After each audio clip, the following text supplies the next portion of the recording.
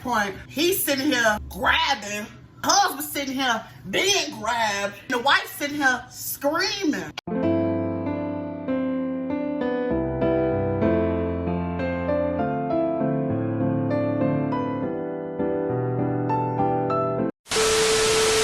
Hey y'all, this is me, Aaliyah Donelle, and welcome to my channel, Aaliyah's World, where this is my world and you're just living it. Today's video will be another Tubi movie review and summary. Disruption. And yeah, we're gonna get into the video. Okay.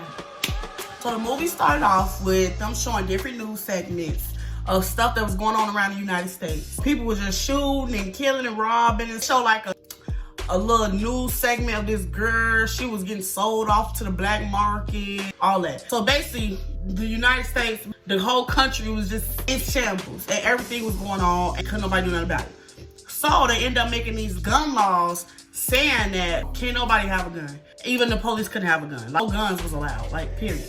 So next couple minutes ain't even really about nothing. At this point in the movie, it's a husband and wife. The husband, his brother called him talking about his wedding that's gonna be the next day. So the brother was getting married the next day, and he wanted his brother and of course his wife to come. 7 minutes into the movie, on their way to the wedding, a car had stopped in the middle of the road under a viaduct in a really bad neighborhood. He was standing outside supposedly to fix the car, but instead of fixing at the car, he worried about how ghetto it is around there. After him looking at the ghetto and seeing how ghetto it was, he started looking at the car. He couldn't figure out what was wrong with it. So his wife got the car. I guess she Googled what was wrong with the car. Something with the PCM and the BCM or something like that. Neither one of them knew what that was. But long story short, they said it was a computer issue with the car and not the car itself. It was something wrong with the technology of the car or whatever. He called roadside assistance to help him with his car. Meanwhile, his wife is outside the car, selfies, taking pictures. Why you outside for? Get back in the car. Get back in the car. Why was you outside? It's ghetto. We in a ghetto neighborhood. Why aren't you outside taking pictures? We supposed to be on our way to her wedding. She got back in the car. Long story short, the lady that was over the phone with him, the roadside assistant lady, I told him, like, they'll be there shortly to come get your car. At this point, her and the husband outside, she was just taking selfies. He comes outside the car, tell her what the lady said. So they just sitting there, sitting on the hood of the car, talking. I'm paying no attention to their surroundings. So this old homeless man walked up behind them. He said, "Howdy, how do you do?" Hey, even the husband jumped. "Oh, you scared me." Why ain't y'all watching? Especially the husband. Like, why ain't you watching y'all surroundings? You just peeped how ghetto it was. You're the husband. You supposed to be protecting your wife. Why ain't you watching what's going on around y'all? This homeless man was able to scare y'all. Come on, be for real. So the homeless man, he was like, "Oh, is y'all okay? Is there anything I can help you with?" Everybody's like, "Nah, we good. Like, we just waiting on the tow trucks." And he was like, "Oh, well, the tow trucks and the police is really slow around here." At that point, I probably would have left. Homeless man was like, "Oh yeah, you know, it's a lot of little crazies around here. Hey, be safe, said they goodbyes, whatever, walked off." He went back to where the hell he just came from. Wherever he just came from, he just went back there. So time had went by. Husband was mad because they taking so long. At this point, go ahead, wife, go to an Uber to the wedding, because it's better if one of us be there instead of both of us not being there. You know, and he said that, he was like, "Okay, well, I'll just wait on the tow truck people, whatever." She was like, "Nah, like, I'm not gonna leave you by yourself." He said, "It's the middle of the daytime. Ain't nothing gonna happen to me." She said, "Nah, like, I'm not leaving you." But luckily, she didn't leave. I'm gonna get to that. So while they going back and forth talking about that, for some reason, their windows is down. Not a little crack, not a little air breeze. No, the windows was down. A man walked up to the car. He went all black and everything.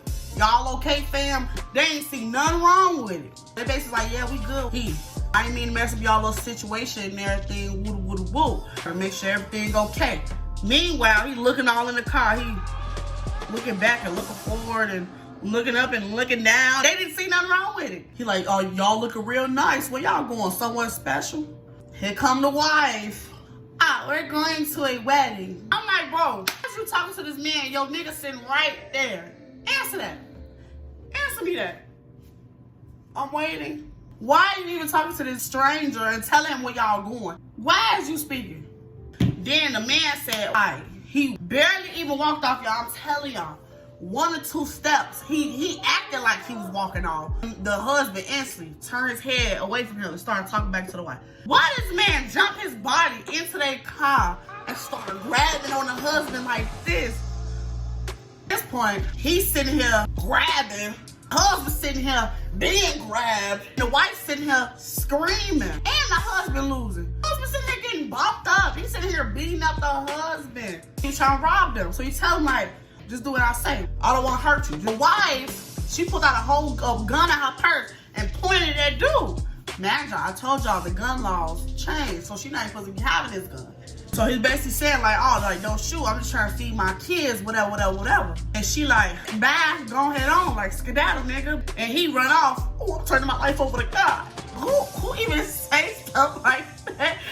Tubi needs to go to hell. And who wrote this script? Oh, I'm gonna turn my life over to God. What robber say that? What robber man say stuff like that? He would have just ran off. He wouldn't have said all that. At this point, the robber man gone. Windows are still down. They go to him talking again. The wife asked him, was he okay? He said, yeah. He asked her, was she okay? She said, yeah. This nigga instantly started yelling, where you get that gun from? You know it's the law. You know it's the law. You know it's the law. We can't have that gun. We can't have that gun. Like, nigga, that gun saved your life. You talking about the law? You were goofy. The dude had him. He had him in a chokehold. He had him. That gun saved your life. You a grown man. Your wife had to save you. You got the nerve to turn around, get the yelling at her. He told her like, oh, you know if you shoot that gun, it won't be considered self-defense no more. Well, at least I'll be alive. Like, nigga, ain't no way your wife got more courage than you, nigga. She said, I'm gonna be alive, dog. We gonna be living. Who cares? Everybody can die. What? And he's a punk, bro. He's a punk. He worried about the law. He worried about the law. He asked her, was you really gonna shoot the gun? Like, is you serious? Yeah, I was gonna shoot the gun. That nigga had a knife to your throat. Is you crazy? Is you dumb? Is you stupid? He just looking like this. Like, why wouldn't she shoot the gun and you was finna die? That's when the wife, she called the police and was like, oh, can we get the police to like, come check on us or, you know, come sit with us or check on us from time to time or something. But this nigga felt like it was the best time to sing to this girl. Look, let's just take our mind off of all this, okay? I got something. Yeah, I know you feeling that. Yeah. You all remember that? I know you remember that. Yeah.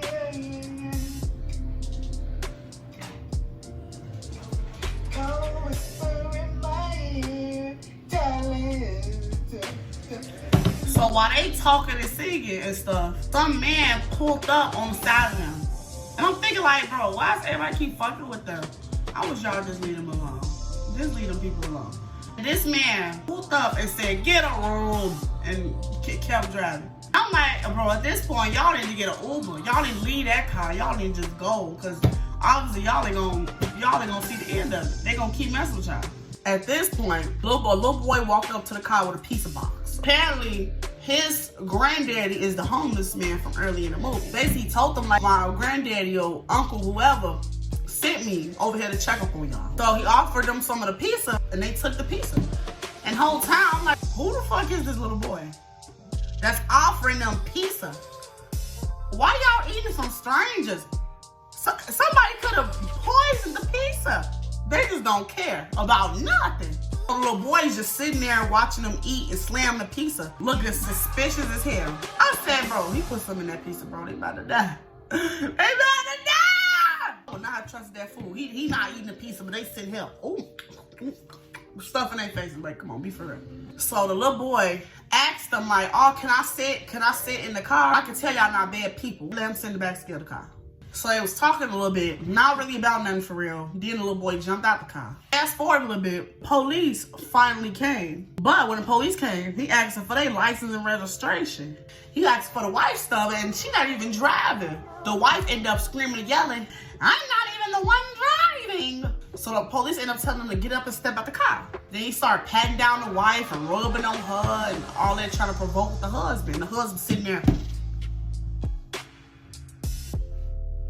trying to be fake tough. Like, nigga back.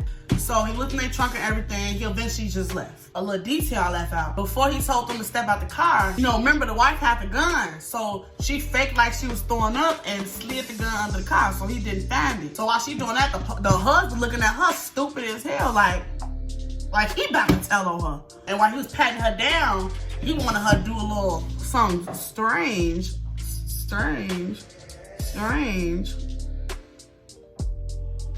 Wink, wink. For a toe. Her husband just sitting there looking stupid. Like, nigga, bad. Like, you was scary. And she started hooting and hollering about how she was over today. I'm so tired of today. And all this stress isn't good for me in the bed. I said, she thought we wasn't gonna go and she did that on purpose. And he, the what? The what? Damn near sad, babe. You might as well finish the shit. This stress not good for me in the back. Back? Like, what else could you be saying? Me in the back? What else could you be saying? He's just instantly, when she said that, started looking crazy in the face. She, oh, you don't want the baby, do you? You don't like the baby, do you? You don't want no baby.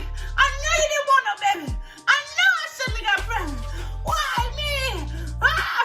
Everything. She got doing everything about her being pregnant. Her face looking all disappointed and sad, like, and he just not saying nothing. What, you don't want the baby? What, you disappointed? And I know I shouldn't have got pregnant. I knew you didn't want the baby. And he just sitting there, not even listening to her, not saying anything. She jumped out the car and slammed the door and walked to the back of the car. And he followed her back there. Again, outside for some reason. After all this stuff that happened, y'all just sitting outside again. They're having a whole conversation about, oh, I do want the baby. You remember at first I didn't want no girlfriend? And y'all remember that? You didn't want no girlfriend. I remember that. And but you're the best thing that ever happened to me. Yeah, you're right. You didn't want no girlfriend. But I'm here. Like, girl, bye. Yeah, you didn't want me. Yeah, I remember. So after that little whole conversation, now they outside in the back hugging. And I'm like, bro, why y'all just outside hugging? Like, out of all the people that done pulled up on y'all still outside just living life? They start sitting in the back seat of the car and talking about baby names. I'm thinking like, bro, where's the wedding at? Like, y'all just gonna not go to the wedding? So he ended up calling the people again, asking them about the toe. The person on the phone sounded really suspicious, y'all. ETA went from 4:30 to 5 o'clock. So he hung up on them. He was mad. Looked in the distance, he seen a car coming. That's when he had grabbed the gun. He was just looking out the window. Tell me why. Couple people in the car with some scary masks, y'all. Oh my God, it looked like Killer Clown something. It was really scary. Really redneckish. It was giving redneckish. Very much redneck killer clown mask, and they pulled up on her. And I'm looking like, oh, nigga, why you grabbing the gun? You were just yelling at her about the gun. Don't want to be superhero now. Don't want to be that nigga now. Don't do that. You ain't been that nigga the whole movie. She been the superhero. The whole movie, she been that nigga. Don't start now. And the whole time, I'm thinking like, bro, they condo gotta be locked or it's over. If they condo ain't locked and them people come up to their car, come up to the car, they knock on their window, step out the vehicle. He rolled down the window a little bit to see what they talking about. Oh, what y'all want? I'm so stupid. She started screaming, the police will be here any minute. We called them. They're on their way. I said, girl, shut your ass up. The man started laughing at them. He said, either get out the car or we gonna make you get out. Period. Then they put a rag in the gas tank. They was gonna blow up the car. He stepped back. He said, the 4th of July coming early. 4th of July is coming early this year. So they got out the car, but the wife stepped out first. Why did y'all step out the side that the wife was on first? Why didn't the nigga step out first? That's really a good question, y'all. Somebody answer me that. So then the husband started screaming, talking about, y'all want to take what y'all want. If y'all want to take the money, just take the money. Here. And threw the wallet at them. And somebody said, take the money, leave us alone. Then the man took his mask off and it turned out to be the police from earlier. Then the wife started screaming, you're supposed to be protecting and serving. Girl, shut up. Did nobody ask you all that? She thought he was gonna hit the, oh, you're right. I am supposed to be protecting and serving. See you guys. Have a good day. So then the husband sitting here trying to reason with them. The police was like, oh, like, it's some really powerful people. He wants y'all. And it's some people that want to buy the husband's heart and wanted to buy his wife. And basically his ID said he was an organ donor. So that's what made them like the target. And that put him on like a special list that only the rich people could see. They set up like for the car to stop mysteriously. So the husband was like telling me, you stopped our car just to take my heart. Duh. So that's when they realized one of the 4 people was a girl. And she was the one that was on the 911 call when she called. She was the 911 operator. And she the one who sent the police. The husband get the hooting and hollering, get the screaming about the purpose of a man is to make stuff better. How are you making this better? The purpose of a man to make everything better. What are you doing to make this better? Blah, blah, blah, blah. Oh, he trying to sell you on the black market. You worry about being a man, like you worry about making stuff better, like you bogus. So that's when the husband had shot one of the men in the feet, and the lady put a knife to the wife's neck, and he thought he was raw as hell when he did that. So the white man told her, like, oh, if he shoot one more bullet, go ahead, slash her up. The husband looking retarded. I'm like, nigga, all you gotta do is shoot the lady that's trying to kill your wife with a knife to her neck. Shoot the one, shoot her, then shoot the man that's giving the orders, then shoot the last person that's there. There you go. 4 people is gone. That's when the police had asked him for his gun. Dumb, looking like he don't know what to do. The police start counting down the 4. And he actually gave him the gun. How would you give them the only weapon you got against these 4 people? And you gave it away that easy? They would have to take it. They would have to take it from me. They would have to kill me for it. And after he gave him the gun, he let this man put the handcuffs on him and lead him to the back of the car. And he put him in the trunk. This man ain't put up no fight or nothing. That's when he had the nerve to scream at the police talking about, don't do nothing to her. You better not touch her. At this point, you cuffed it in the trunk. Once you gave him that gun, there was nothing you could do. They can do whatever they want to her. It's over with. What's wrong with him? What did he think? The police instantly went back over there and started recording a video of the girl, basically putting bids on her. And she was just sitting there looking all scared and shooken up. I felt bad for her. Because your husband in the back seat, he done let himself get handcuffed and tied along. Let the people get you. Then that's when she played it smart, see? He said the name of the person. Then the police got mad and said, turn the camera off. He said, turn that camera off. Turn that camera off. So the little boy from earlier and the homeless man from earlier had popped up. And the homeless man was like, leave people alone, let them go. And the police was like, man, your business on me. Walk away. Walk away. The homeless man had heard the little boy behind. He like, how did you get here, son? I didn't see you walking behind me. I didn't see a whole human being walking behind you, following you out the house to this dangerous situation. After he was like, oh wow, what you doing here, little boy? The little boy was like, I can't let my friends get hurt. You shared one pizza with these motherfuckers. You can't let your friends get hurt. What? And I'm just like, if y'all knew this was gonna happen, why y'all didn't tell them in the beginning? Y'all, cars stop right here all the time. Y'all might as well come in the house or yes, take an Uber where y'all gotta go. The car gone because them people gonna come get you. If that happened all the time, why y'all didn't say nothing? Why didn't y'all tell them in the beginning? This man could have been told them we walk past instead of saying, be safe and all this other stuff, walking off and is y'all good? Y'all need help? No, you knew that was gonna happen. You should have just been like, bro, I ain't gonna lie, this car gone. Y'all might as well leave because these people gonna come get y'all later. They do this all the time. And they really could have waited in their house for the tow at that point. Like, come on. Police was like, oh, you might as well just leave. Like, man, your business. And then the girl was, the gun pointed at them. She was like, oh, I ain't gonna miss. The old man instantly shoot the bow and arrow and she died on the spot. Like, girl, I thought you wasn't gonna miss. What happened? That's when the wife grabbed the gun that the girl had dropped and pointed it to the police. It's like, go get my husband. So she followed him to the car. They're still gonna get you. They're still gonna come get you. They get to the car. He unlocked the door, let the husband out the trunk, uncuff him, and just drive off. And they just walk off. And that's the end of the movie. That's the end of this movie. I rate that movie a 0.